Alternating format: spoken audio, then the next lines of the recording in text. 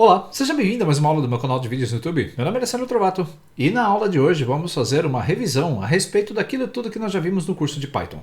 Revisões são importantes para que você possa assimilar o conceito. Se você está assistindo essas aulas, nós já estamos na aula de número 18 do curso, então você sabe que nas aulas anteriores trabalhamos com conceitos essenciais no uso do Python do seu dia a dia. O Python é uma linguagem de programação muito bem-vinda e muito aceita no mercado. Se você quer ter um diferencial na sua carreira, sem dúvida, saber programar em Python é uma ótima maneira de você ter esse diferencial.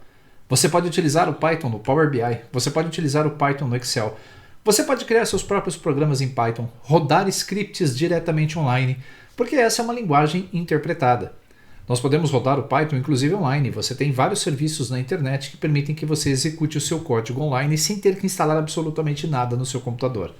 É claro que esses serviços são um pouquinho limitados, mas você consegue também estudar. Se é o caso e você não instalou o Visual Studio Code, você com certeza conseguiu acompanhar boa parte desse treinamento utilizando as técnicas que eu ensinei. Pois bem, nós vamos trabalhar agora com uma revisão. Nós vamos passar por todas as aulas que nós fizemos no curso até o momento para que você possa lembrar os principais conceitos que vimos já no passado, para que no futuro, quando nós estivermos trabalhando com as bibliotecas, possamos usar todo esse conjunto de conhecimento para facilitar aí o seu entendimento. Por isso, antes de mais nada, não se esqueça, curta esse vídeo, compartilhe em suas redes sociais e obrigado por você estar aqui acompanhando esse curso de Python aqui no meu canal de vídeos no YouTube. Vamos começar observando as aulas que nós já temos gravadas aqui nos scripts dos cursos. A aula 1 e a aula 2 eu utilizei para que você pudesse fazer a instalação do Python e a atualização da ferramenta e a configuração do Visual Studio Code. Nós estamos utilizando o Visual Studio Code como codificador para os nossos scripts do Python. Na aula 3, nós fizemos uma simples definição de como utilizar uma função no Python, uma função bem simples que recebe dois valores. A palavra def, ela permite a você criar uma função específica. E essa função, ela vai retornar a somatória de dois valores.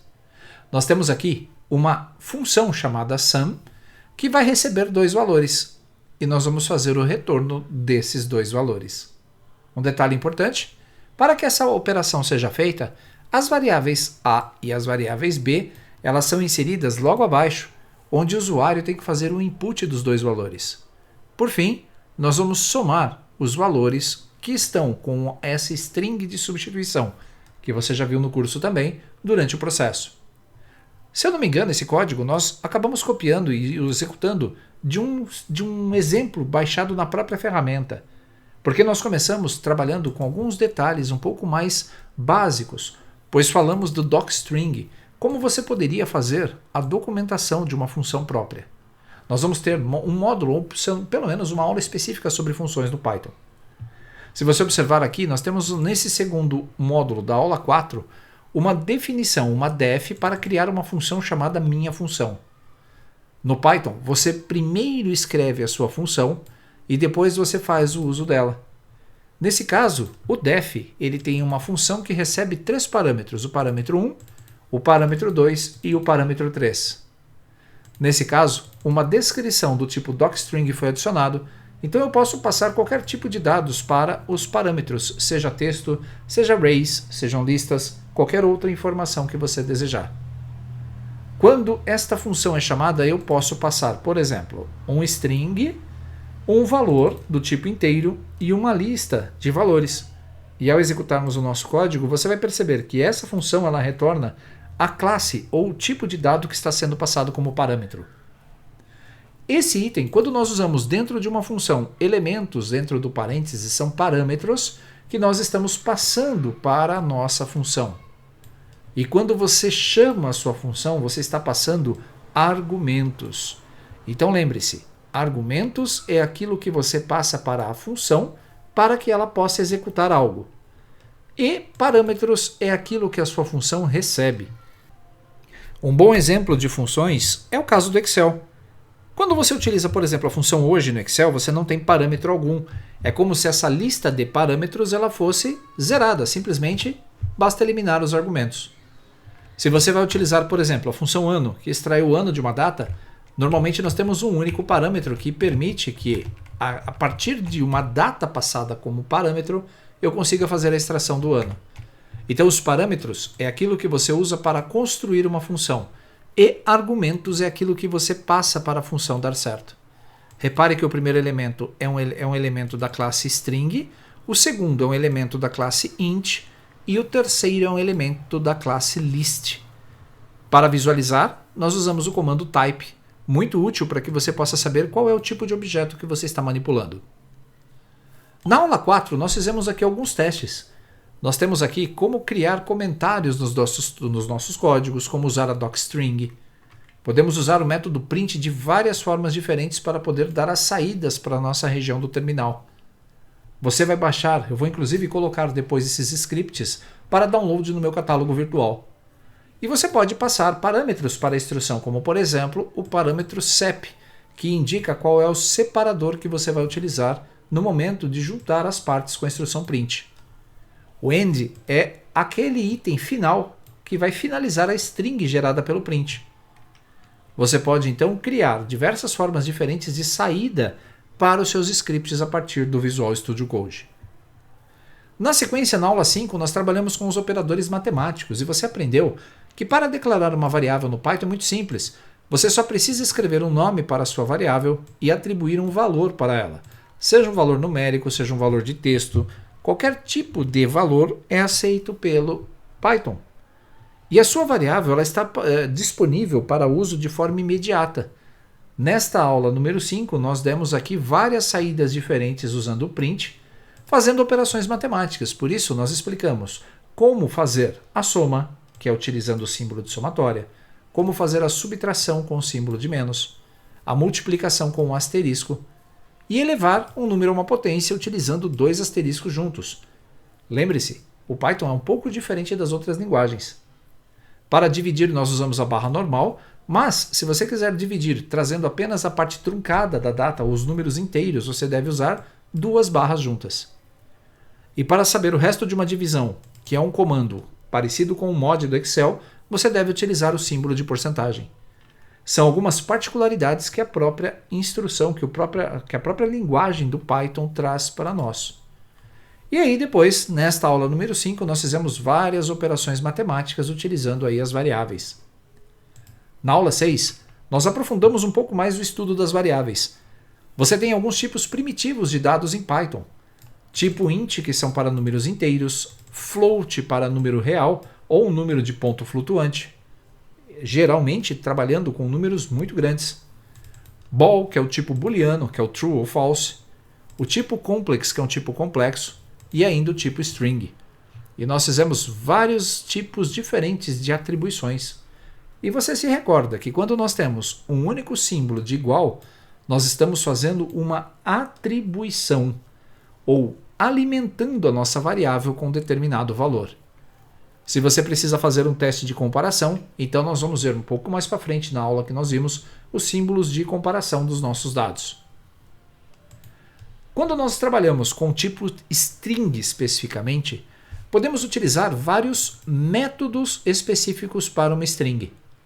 Repare que nesse primeiro print nós verificamos que o type deste objeto ele retorna uma classe do tipo string. Se eu der aqui um exit e executar, você vai perceber que nós vamos ver a classe string do elemento texto que foi passado como argumento para a função type.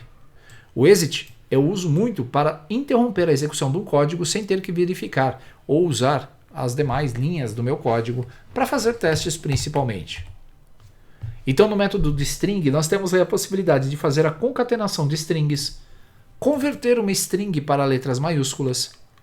Podemos também fazer aqui vários métodos diferentes que estão incorporados a uma string, como por exemplo o ljust. Esse método ljust é uma função, ele retorna um preenchimento justificado à esquerda, como também temos o rjust. Também temos o center. E essas operações elas geram strings de texto com o preenchimento por um determinado caractere na medida em que eles são colocados aqui dentro da nossa região do terminal. Repare que eu posso preencher com caracteres à direita, à esquerda ou ainda centralizar os nossos textos. Tudo isso feito de uma forma muito simples. Além disso, nós temos outros métodos também, como por exemplo a possibilidade de repetir um caractere apenas multiplicando ele pela quantidade de vezes que eu quero repeti-lo. Nós temos ainda os métodos upper, os métodos lower, sweep case. Podemos verificar o tamanho de um texto, nesse caso é uma instrução chamada len. E temos ainda outras possibilidades, como fazer a extração diretamente de strings de texto, utilizando como argumento uma lista com a posição ou as posições que você deve retirar. Nós vimos o método strip, nós vimos o método join. Então essa foi uma aula muito rica de conteúdo. O string possui muitos métodos que podemos utilizar. Na sequência, trabalhamos também na aula seguinte com o método input e format. O input ele serve para que possamos pedir para que o usuário nos forneça dados. E a partir de um input de um usuário, podemos atribuir esse resultado a uma variável e manipular essa variável em nosso código. Então fizemos vários exemplos, como por exemplo, calcular a área de uma circunferência. Verificamos aqui como fazer a conversão de graus Celsius para Fahrenheit.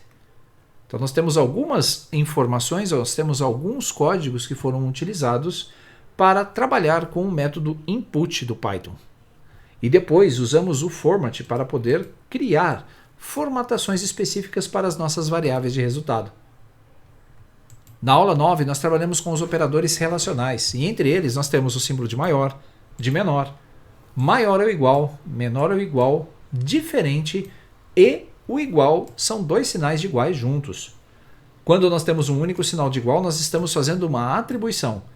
Nessa linha específica, na linha 11, eu estou dizendo que a variável A vai receber o valor inteiro 20. E quando eu precisar fazer uma comparação, como aqui na linha 20, nós temos o igual igual. Eu estou perguntando para que o Python faça um teste. Se o valor C ele é igual a 10. Nesse caso, esse teste vai retornar falso, porque a variável C ela foi atribuída como 30. Nesse caso, diferente de 10. Nós vimos também uma breve explicação sobre a função if e como nós podemos escrever a função if. Mas não vamos nos preocupar por enquanto nem com a instrução if, nem com o while, porque nós tivemos aulas específicas logo à frente, nas aulas 15 e 16. Na aula 10 nós falamos sobre os operadores lógicos e os operadores de associação. Podemos usar o operador in para saber se um número aparece dentro de uma faixa de valores. Aprendemos como utilizar a instrução range para criar uma faixa de valores. Podemos também usar o operador not in. Podemos fazer a combinação desses operadores para ter aí as decisões. Podemos até inverter uma decisão lógica usando o comando not. Na aula 11, nós trabalhamos com as variáveis e a função range. Você se lembra como atribuir as variáveis e aí nós colocamos nas explicações o uso de algumas funções e como essas funções podem ser utilizadas com o uso da função range para criar faixas de valores, onde aprendemos como percorrer essas faixas de valores, como exibi-las e como utilizá-las na prática. E já que falamos de uma lista de valores, reservei uma aula específica na aula 12 para falar de listas, onde é possível criar uma lista vazia e a partir da execução do nosso código ou fazermos a adição de itens a uma lista manualmente ou utilizando métodos próprios para isso. Nós temos vários métodos diferentes para listas, como o método append, para adicionar valor, o método insert, nós temos aqui o método pop, nós temos o método remove, sort e reverse. O tipo lista é um tipo muito importante que você deve aprender a manipular. Você pode percorrer uma lista utilizando as instruções de repetição. Você pode adicionar manualmente itens à sua lista, você pode remover itens da sua lista. E ao invés de trabalhar, por exemplo, como o Excel, em que nós trabalhamos com células específicas, podemos trabalhar com objetos na memória e fazer com que essa nossa rotina no Python seja muito mais eficiente. Na aula 13, nós falamos sobre outro tipo de dados, os dicionários e tuplas, onde eu expliquei como criar uma tupla que pode ser de um único tipo de elemento ou vários tipos de elementos diferentes. Eu ensinei como percorrer os elementos de uma tupla, como você pode utilizá-los na prática. E fizemos também o uso de dicionários, onde nós conseguimos criar dicionários com itens, verificando que há chaves, itens e valores que podem ser extraídos de um dicionário a partir de métodos específicos dele. Na aula 14, trabalhamos com as estruturas de decisão Então, nas estruturas de decisão, nós podemos tomar decisões com relação aos nossos dados, fazer uma análise individual de valores de uma lista, verificar se uma determinada informação ela procede ou não procede. Então, a instrução if ela é muito prática, pois ela permite aplicar testes lógicos aos nossos dados. E você viu que a instrução if ela também pode ser desmembrada em vários testes lógicos com a cláusula elif, que seria o else if de outras linguagens. Uma particularidade da instrução if é que você deve utilizar no final da linha que está testando o critério os dois pontos. E no Python, a indentação dos códigos é muito importante. Por padrão, geralmente a indentação ela tem 4 caracteres. E nesses 4 caracteres, nós estamos literalmente dizendo para o Python, se essa condição for verdadeira, você vai executar este e outros comandos que eu colocar dentro desta minha seção. Se nós adicionarmos mais linhas aqui, colocarmos mais linhas de código, quanto mais linhas colocarmos, o código vai ser executado normalmente. Porque a indentação está dizendo que aquela estrutura de códigos é para ser executada. E se uma condição não for verdadeira, você pode então dizer o contrário. Olha, se não for verdadeira, então você vai fazer isto aqui. E da mesma forma que o método if, devemos colocar uns 2 pontos depois do else e escrevermos uma ou mais instruções que serão executadas. Para interromper a construção do if, é só retirar das próximas instruções a indentação do seu código. Dessa forma, você vai conseguir trabalhar com uma estrutura simples de ser lida. Repare que é fácil de entender onde começa e onde termina uma instrução if. Depois da instrução de decisão if, nós trabalhamos com a instrução de repetição, for.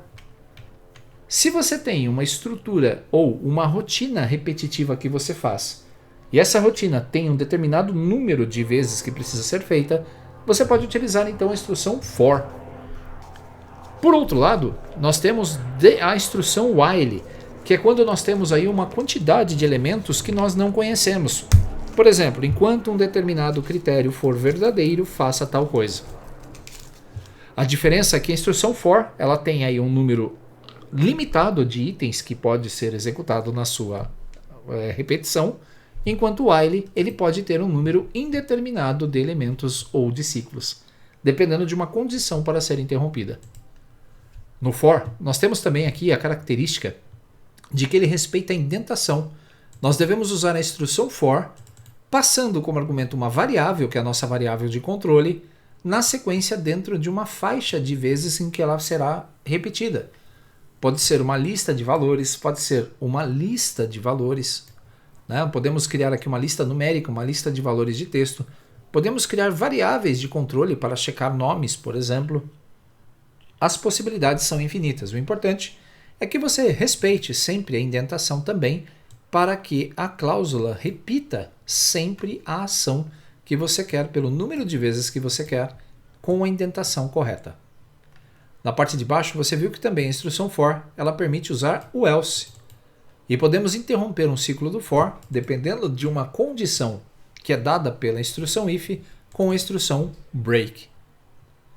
Por outro lado, também podemos fazer as estruturas de repetição while, escrevendo while e passando uma condição que vai ser verificada. Repare nesse while que enquanto o valor, a minha variável valor, for menor ou igual ao meu limite, ele vai fazer a impressão. O único detalhe importante que você tem que lembrar sempre é que na estrutura while nós devemos utilizar um incrementador para a nossa variável de controle. Se esse incrementador não for colocado, podemos gerar um loop infinito, ou seja, o while vai ficar executando até que você interrompa o seu código. Trabalhamos também com o tratamento de erro. Você aprendeu como fazer para que um erro que normalmente faria com que o seu script parasse de funcionar, ele não pare.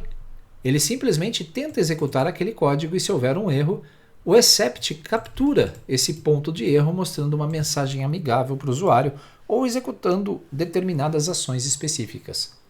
Didaticamente, nós estamos apenas mostrando com a saída de um erro as mensagens de erro do tratamento, que inclusive podem ser personalizadas por tipo de erro. Você viu na aula também que no except nós temos tipos específicos de erros que podem ser tratados e você pode trabalhar especificamente com uma ação quando isso acontecer. Nós também recomendamos que você tivesse aqui um arquivo de testes para que você pudesse escrever os seus códigos sem impactar nos códigos principais. O ambiente do Visual Studio ele é muito importante, pois você pode fazer quantos testes precisar. Desse ponto em diante, você já tem condições suficientes para criar os seus primeiros scripts em Python, utilizando uma ampla gama de recursos. Só que o Python é uma linguagem muito profissional e ela permite utilizar os famosos imports ou o uso de bibliotecas de terceiros. E é nesse ponto que eu mostro para você que o Python é uma linguagem muito fácil de ser aprendida e ela é uma linguagem que você não precisa reescrever a roda a cada programa que você vai criar. Se você, por exemplo, precisa criar um cálculo que vai envolver datas, você não precisa utilizar métodos ou funções que você tenha que criar, por exemplo, uma função para extrair o ano de uma data, uma função para extrair o mês. Você pode utilizar uma biblioteca do próprio Python chamada de datetime para fazer isso. Se você vai trabalhar com dados, você não precisa criar listas e ter todo um trabalho de criar e manipular listas no Python utilizando o método tradicional de adição e as estruturas de repetição. Você pode carregar a biblioteca do Pandas para fazer isso e trabalhar com data frames. Se você é da área estatística e precisa gerar números aleatórios, você precisa gerar matrizes de valores, você não precisa fazer isso também manualmente, você pode carregar a biblioteca NumPy. Para desenhar gráficos, você não precisa direcionar os seus dados para o Excel e usar os gráficos do Excel. Você pode utilizar a biblioteca Matplotlib. Como essas, existem centenas e centenas de bibliotecas diferentes do Python. Eu não conheço quase nada de biblioteca do Python, mas eu tenho certeza que com uma pequena busca na web, a partir até da própria documentação do Python, no site python.org, você vai encontrar essas bibliotecas para uso. E outra, passe a sua necessidade, por exemplo, você tem que fazer um cálculo estatístico muito específico. Utilize as bibliotecas estatísticas. Nós temos várias bibliotecas para análise de data science. Então, se você fizer uma busca no seu navegador específico, né, de internet, como o Google, como o Edge, o Bing, qualquer outro mecanismo de busca, você vai encontrar o nome dessas bibliotecas. E não fique quebrando a cabeça tentando entender essas bibliotecas, escrevendo um import e tentando usá-las diretamente. Você pode ler a documentação da própria biblioteca. E a documentação do Python ela é muito bem escrita. Você consegue aprender a utilizar algumas funções e muitas bibliotecas simplesmente lendo a documentação. Esse é um hábito que muitos perderam, ler a documentação técnica oficial de um recurso. No caso do Python, é essencial. Quando eu fui aprender o Python, eu não conhecia a linguagem, eu desenvolvi em VBA, não conhecia o Python e resolvi estudá-lo. O que me deu a base para poder gravar esse curso, fazer mais cursos para MLF, como as aulas de automação e as aulas... Eu tenho 2 cursos de 40 horas ali de gravados do Python, feitos para MLF. E eu não conhecia absolutamente nada 6 meses atrás, acho que 8 meses atrás. Lendo a documentação técnica eu consegui entender e saber a hora certa de buscar qualquer tipo de comando, biblioteca ou ação. Como eu já conhecia o VBA, eu trouxe o meu conhecimento de VBA para o uso, por exemplo, de estruturas de repetição. E aí é só adaptar a linguagem. E isso serve para qualquer ferramenta de desenvolvimento que você vai utilizar. Por isso, se você gosta do Python, foque os seus estudos bastante nessa linguagem. Você vai perceber que há um universo de possibilidades, inclusive o uso do Python em várias outras aplicações, como o próprio Power BI e o Excel. O Excel, inclusive, deixou agora nativamente o Python disponível para uso. E é um universo de possibilidades que se abre a você. Por isso, se aprofunde nos estudos, não fique somente preso aqui às minhas aulas. Você pode utilizar também livros para aprender, e eu estou com o livro aqui, Python, direto ao ponto, do amigo Estevão Paiva. O Estevão ele escreveu esse livro, ele é muito bom para que você que está começando uma jornada que você está iniciando no Python, pois ele trata os assuntos diretos, sem rodeios. E é claro, existem séries de vídeos da O'Reilly, existem outras ótimas obras que você pode utilizar na medida em que você já conhece a ferramenta. Nesse curso, eu estou te dando uma base do que é o Python, para que você saia do zero e saiba fazer alguma coisa no Python. Esse curso não vai te deixar um expert, um exímio programador em Python, a não ser que você estude bastante e vá buscar outras fontes de estudo também. Por isso, desejo a você ótimos estudos A partir da próxima aula nós vamos falar um pouquinho sobre as bibliotecas no Python. Vou trazer bastante exemplos para que você possa ficar craque no uso do Python. Grande abraço, não esqueça, se inscreva no canal, deixe o seu comentário e nos vemos então nos nossos próximos encontros. Até lá!